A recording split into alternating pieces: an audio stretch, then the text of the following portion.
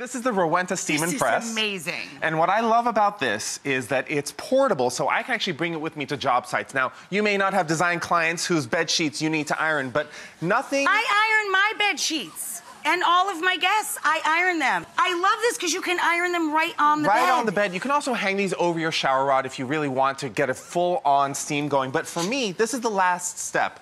Once I've actually created the bed, I'll iron this out.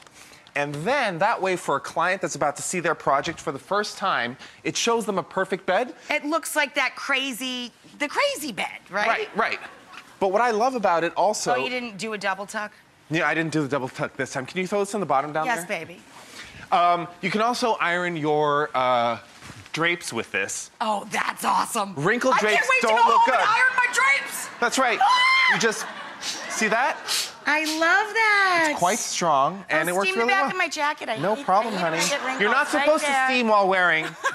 You're really not supposed to do that. I know. So the bonus essential here is really the double stick tape. That was brilliant, right? Oh, right, and that's another thing as well. So this is my little bonus. If you're trying to hem the bottom of a drape, for example, I always keep some double stick tape with me all the time. And you use the double stick duct tape for what you just did there. You ball that up, right? Gotta keep it easy. Love it! Excellent. So, at this point in the show, probably not a shocker that everyone in the audience goes home with all three of John's essentials. The Thule Subterra backpack from Thule Group, the High and Mighty kit, and the Rowenta Steam and Press. I'm so excited about that one. Thank you, John. I love you.